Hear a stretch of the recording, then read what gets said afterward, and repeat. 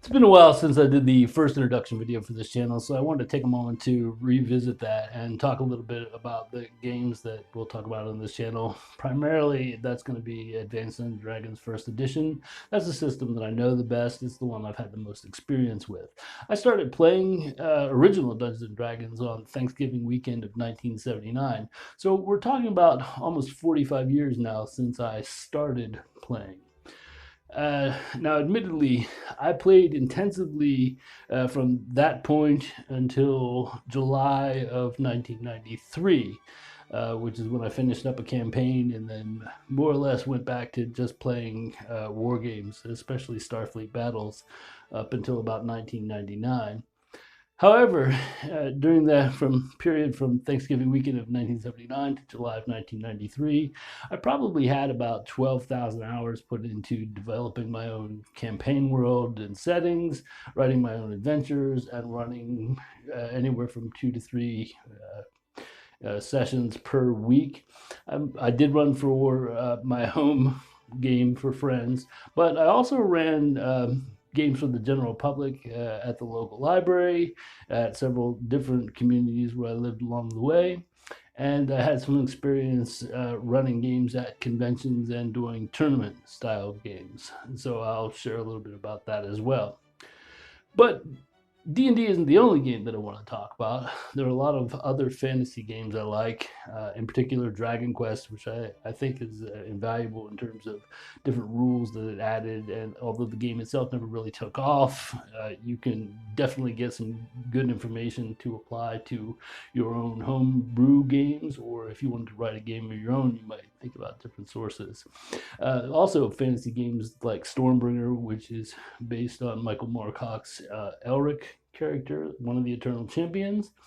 And so, if you wanted to set an adventure in the Young Kingdoms and play something like that, Stormbringer is a fantastic game. I have the second edition for that. I also like Prince Valiant, which was a little bit stronger on narrative than many of the other games would emphasize. It also had a sort of dice pool based on successes, a coin flip. So D2, if you like, one side is successful, and the other side is not successful, and that would be pooled. If you had a number of successes, five being the highest, then that kind of built in an extra success. But I also like other kinds of fantasy, like historical fantasy. I would say Bushido is a game that's set in a quasi-realistic feudal Japan. Daredevils is set in 1930s in the style of pulp fantasy. Those are other games that I really love. And then we'll kind of, maybe look at Star Wars, the West End Games D6 version. But even beyond that, there are newer games that I like. It was Mouse Ritter that really got me back into actively playing with other people that I had given up in 1993. It's based on a game called Into the Odd, which is set in kind of early modern period, just before the Industrial Revolution really takes off. And it's a quirky kind of old school style game, as is Mouse Ritter, written with newer mechanics in mind as well. And then there are other games like the Japanese tabletop role playing game Rayatama, which is a game that I really love. So there's a number of other kind of smaller, independent, and new style games that we'll talk about on this quote old school channel. And then, as I'm kind of mentioned, I played Starfleet battles since the early 1980s up until about 1999 is when I got away from playing that very actively. Then from there to about 2008, I was completely out of all kinds of gaming, role-playing game, war gaming, you name it, I'd stopped it. Um, then I kind of, around 2008, the old school rules index compilation, Osric, came out, and that kind of made me hopeful about people wanting to get back into playing Advanced Dungeons and Dragons First Edition again. And so I started working on my own campaign world pretty intensively from that point until today. And also, roughly around 2008, early 2009, I began working on my own game. Now, I never really got that to a full development stage, but I did have it to a playtest phase. I just would have needed to develop more monsters and more spells slash magic items. It's an object magic related system with kind of lighter cast talent magic that you can call on a more regular basis. And I might get back to working on that as well. And then you get forward to about summer of 2023, and I'd looking around for stuff to do on YouTube, hit on tabletop role playing games, realized that I have a perspective on old school games that's a little bit different. I really studied the rule books intensively in the early 80s as I was building up to becoming a regular DM running 2 to 3 sessions per week. And so I really feel that I can bring a perspective of seeing AD&D First Edition as much richer and deeper than is often given credit for. And I think that, it's no real fault of the system. The books might have been poorly organized for most people, but I think it really just boils down to a lot of people had that as their first game. They didn't really want to read the book page by page, cover to cover. And so they kind of cobbled together systems that worked for them. And they enjoyed that experience of playing, but over time, not playing the full rule set, and I'm not necessarily advocating just for rules as written, it became sort of a game where they look at alternatives. And I always say that the person's second game, they really studied the rule set because they had to convince other people that they would want to play it with them. And so they really knew that second game rules by heart. And so they probably had better experiences with their second wave of games. However, there again, I don't think it's fully the fault of the early systems. It's just the way you approach them, because a lot of the practices are not written into the rules. And so that takes me to kind of the nature of the content that we want to do on the channel. And the first thing is to talk about the actual practices that we have at the table and base those on concepts of game theory and philosophy for participating in tabletop role-playing games.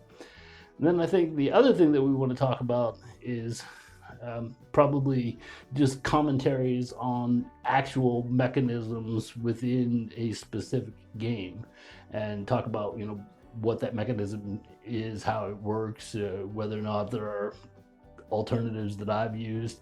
And that kind of brings me back. I always want to talk about things that I've actually used myself. It's from practical experience that I'm advocating for these particular kind of practices. And then another thing that I want to bring is using my background and training as an anthropologist and a working archaeologist to bring in some alternative sources. So not just the usual fantasy books and movies and TV shows, although I like those too, and so they often kind of creep into the concepts that I apply to the games that I'm designing. And I sort of have to be wary of not being overly influenced by Tolkien's Middle Earth. That's one of the reasons I got into world building before I even started playing Dungeons and Dragons, is because I was influenced by Lord of the Rings that I'd read during the summer of 1979 to really kind of develop my own fantasy world to a greater extent than Tolkien had. But where he was based on language, I wanted to base mine on history and the anthropology of extant cultures in the world, or historical cultures here on Earth. And so folklore and history are kind of the alternate sources that I'd like to bring up as much as possible. Then the last thing we'll talk about in terms of type of content for the video, I also regularly have made downloadables available in the video descriptions. And so we've done things like campaign planning sheets and hex map sheets and polity planning worksheets. And I always make those available for free as PDFs that you can download straight from the description. However, I have also started branching out to develop things like tournament guidelines for conducting convention tournaments, and also did a kind of historical resource book for Castle Coucy, which is a large and well-known castle in France. It's also probably the logo on the channel. If you see that logo, you can recognize it immediately. And then kind of to talk a little bit about myself and like why my channel.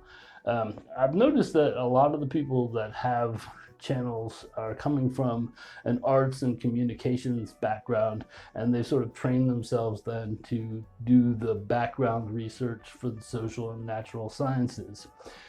My experience is that I am a trained anthropologist. I have a master's degree in applied anthropology.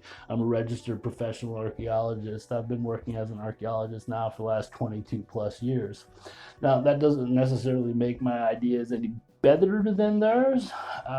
It certainly doesn't make me infallible. It doesn't mean what I bring up is incontrovertibly the best way to approach a game or it's right for you and your table. It's really, again, just giving you my perspective on things and hoping that that will perhaps work out in some way for you, that it provides means of inspiration or just an alternative perspective than what you'd considered previously. So it obviously doesn't replace other channels that are coming from that more artistic and communication background.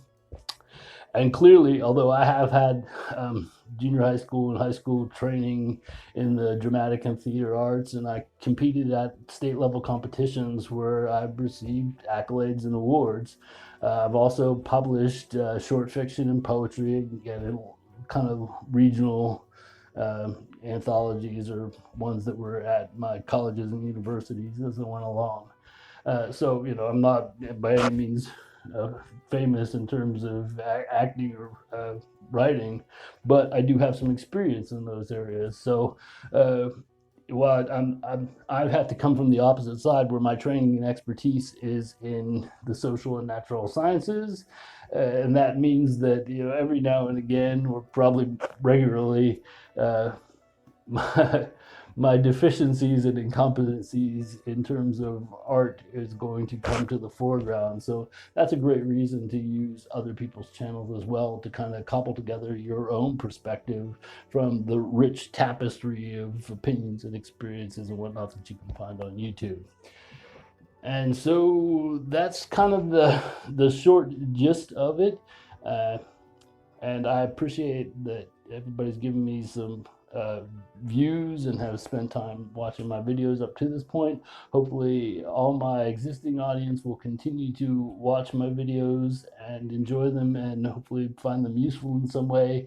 And I welcome all new members of the audience, and I hope that you feel free to ask questions or make comments in the descriptions or comment sections of all the videos that I make. I'm more than happy to interact with everyone. Thank you very much.